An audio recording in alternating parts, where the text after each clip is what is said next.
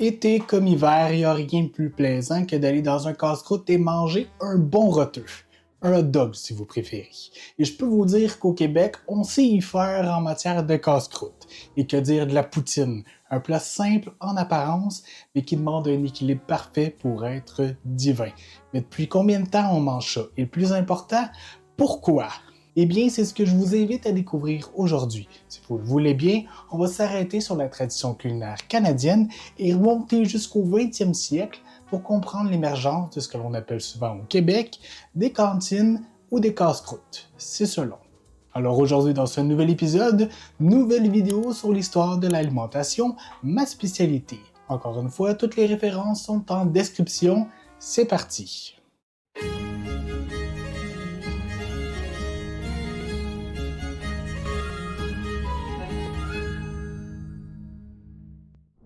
Petit avertissement ici, je vais utiliser l'appellation Québec pour faire référence à la province actuelle géographique.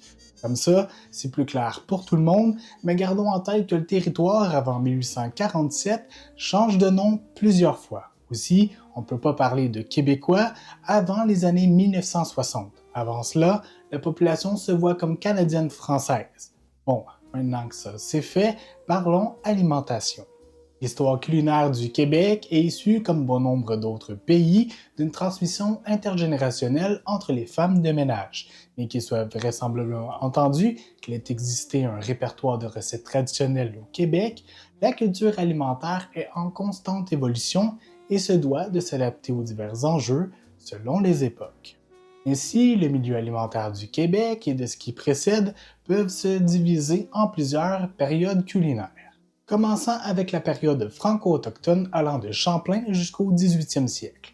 Ensuite, de 1690 à 1790, où nous pouvons observer une cuisine à la française.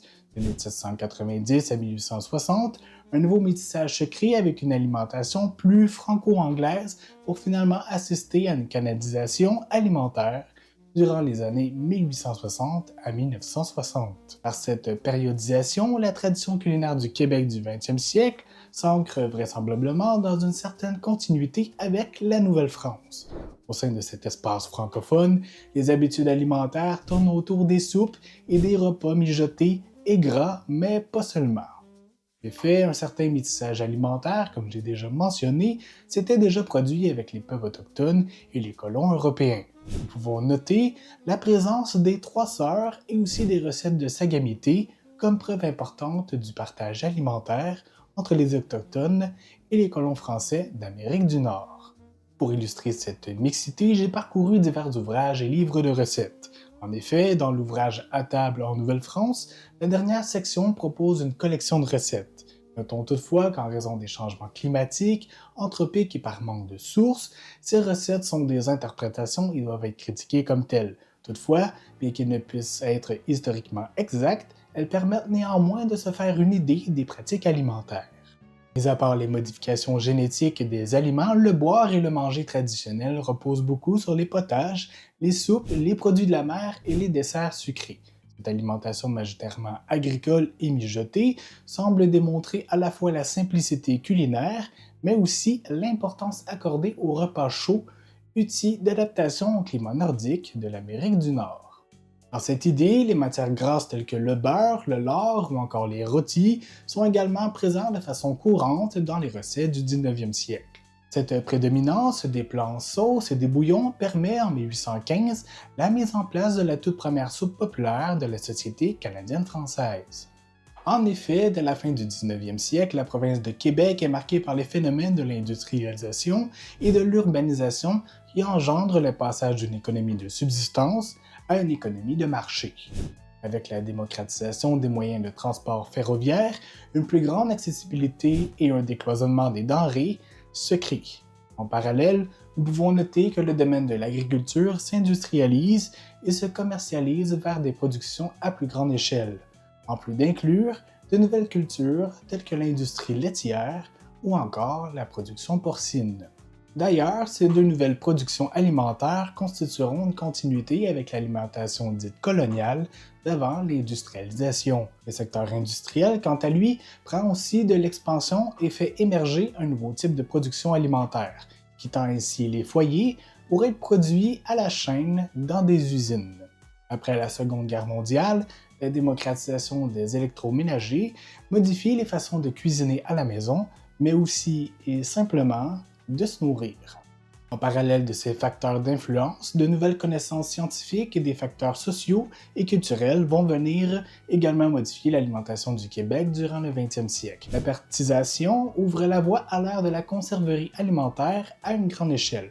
En parallèle, les progrès hygiéniques favorisent la propreté et la salubrité dans les ménages durant la fin du 19e siècle et le milieu du 20e siècle. Enfin, la découverte des vitamines et les avancements liés à ces connaissances viennent modifier les habitudes envers les aliments et les façons de les préparer. Comme rapidement mentionné plus tôt, les femmes occupent un rôle central dans la transmission des pratiques alimentaires dans la cuisine traditionnelle canadienne-française. En effet, l'éducation féminine englobe l'enseignement ménager en premier lieu, mais aussi le rôle traditionnel d'épouse d'agriculteur. Avec cela, la transmission des principes de la saine alimentation se produit. Au cœur des foyers, les recettes familiales semblent encore une fois composées en grande majorité de repas mijotés tels que des soupes, des potages de légumes ou de viande rôtie au four, comme le porc. Enfin, de nombreux desserts tels que les puddings ou les crêpes sont présents bien avant le 19e siècle et se poursuivent donc au 20e. Notons toutefois que le témoignage de Yolande Chevrier démontre une cuisine davantage canadienne, correspondant au 20e siècle et à la fois aux périodisations culinaires proposées par Desloges et Coulombe. Ainsi, nous voyons bien que la cuisine traditionnelle de ce qui sera le Québec au 17e jusqu'au 20e siècle est très axée sur la cuisine dite réconfortante, avec son fort apport en gras, en produits carnés et en potage et soupe chaude. Cette cuisine canadienne incorpore aussi comme élément central à ses caractéristiques les desserts sucrés, possiblement pour réponse à la dent sucrée des habitants d'Amérique du Nord. Nous y reviendrons un peu plus tard si vous me permettez.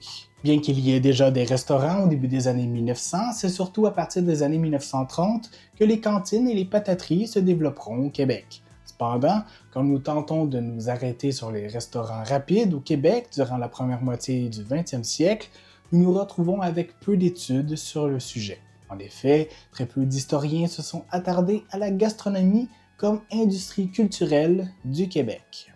Mis à part quelques établissements à Montréal, on constate que le restaurant québécois est quasi absent. Toutefois, durant les premières années du 20e siècle, le Québec voit en ces villes l'émergence de petites bâtisses près des lieux de marché ou plus industriels. Ces pork and beans, ou beaneries comme nous les appelons en français, servaient des repas à la minute, aux bourses les plus démunies et aux milieux ouvriers. En parallèle des quelques établissements permanents, la grande majorité des cantines qui furent développées dans l'ère industrielle étaient traînées par des chevaux. Dans les années 1940, il est estimé que ce n'est pas moins de 200 cantines mobiles qui parcourent les rues de Montréal. Toutefois, en 1947, ce système de roulotte à patates fut aboli pour des questions d'hygiène au profit des casse-croûtes statiques, nous précise Gwenaëlle Reed. En activité parallèle des cantines mobiles, les casse-croûtes, les beaneries et les Guinea Spoon, fortement inspirés des États-Unis, se sont multipliés dans la région montréalaise durant les années 1930 et 1940. C'est notamment le cas de la beanerie Mont-Royal en 1938.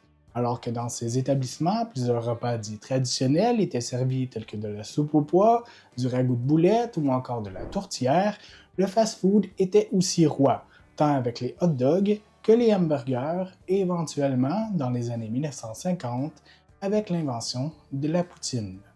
Durant le 20e siècle, on assiste au cœur de la cuisine québécoise à une modification et à la montée de l'importance du sucre, bien que déjà présent. Dans son mémoire de maîtrise, Caroline Coulombe affirme par le biais de Harvey Livingston l'influence des États-Unis dans l'image du American Sweet Tooth.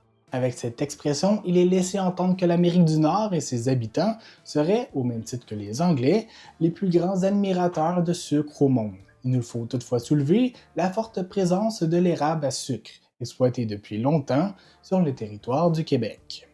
Ainsi, il semble juste d'affirmer que la popularité des sodas, des milkshakes et d'autres nourritures du genre disponibles dans les snack bars aux États-Unis a fini par arriver jusqu'au Québec et influencé sa culture alimentaire. Siroter une limonade était peut-être un rafraîchissement idéal en 1920, mais en 1954, la mode est changée. Aujourd'hui, on sirote des sodas. Durant les années 1960 et même avant ça, les habitudes culinaires sont grandement modifiées par plusieurs facteurs. Durant la seconde moitié du 20e siècle, le Québec s'ouvre sur le monde grâce à l'Exposition 67 à Montréal. Avec la hausse des voyages à travers le monde et aussi l'expansion des banlieues, de nouvelles options culinaires sont alors offertes aux gens telles qu'une cuisine multiculturelle, des régimes multiples, des repas individuels et enfin des chaînes de restauration rapide. Terre des Hommes, le nom donné au thème de l'exposition universelle, proposa environ 150 restaurants et casse-croûtes. L'objectif, nourrir au minimum 20 000 visiteurs par jour, 7 jours sur 7, et ce, pendant 6 mois. Ça commence à faire beaucoup de patates tout ça. C'est plus précisément à partir des années 1960 à 1970 que le nombre de casse-croûtes monte en flèche. En parallèle, la presse investit de plus en plus les journaux afin de promouvoir ce nouveau modèle de consommation. Ainsi, en 1960 jusqu'au début des années 2000, bon nombre de publicités à propos d'ouverture de casse-croûtes verront le jour dans diverses régions du Québec. Un peu partout au Québec, on peut donc voir des casse-croûtes comme le Pat Snack Bar, le Jerry Snack, le Bud Snack Bar, le Lutin qui rit, le Roi Giuseppe, chez Ashton et encore plus. Aux États-Unis, les premiers pionniers du monde de la restauration rapide sont attestés dès la première décennie du 20e siècle. Le courant industriel et d'urbanisation engendre la création de services de distribution de nourriture comme des cafétérias, des buffets, des lunchenettes et des take-out stands et bien d'autres. Les chaînes de restauration rapide sont dans la continuité de ce mouvement dans les années 1920. L'objectif est de proposer, à l'instar des restaurants réguliers, un menu simple et à faible coût, proposant des sandwichs, des hamburgers, des hot dogs, de la pizza, mais aussi des breuvages et des desserts. Les franchises qui seront populaires plus tard dans le reste du monde, comme McDonald's en 1940 ou Kentucky Fried Chicken en 1952 ou encore Burger King en 1953, voient également le jour. Tous s'ancrent dans la poussée du tourisme et de l'automobile. Offrant un sentiment d'indépendance, la population américaine aime consommer des repas dans leur voiture grâce au drive-in.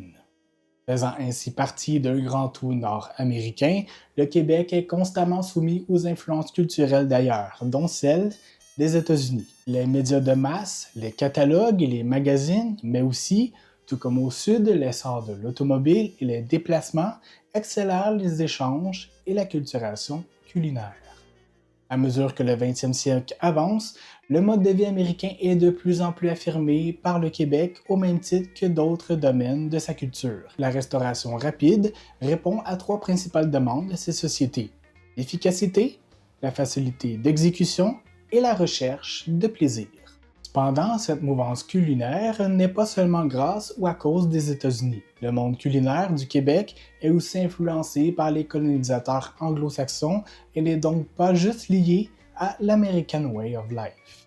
Toutefois, Coulomb affirme que le Québec est, au 20e siècle, branché à la modernité américaine par les changements alimentaires durant les années 1940 et 1950.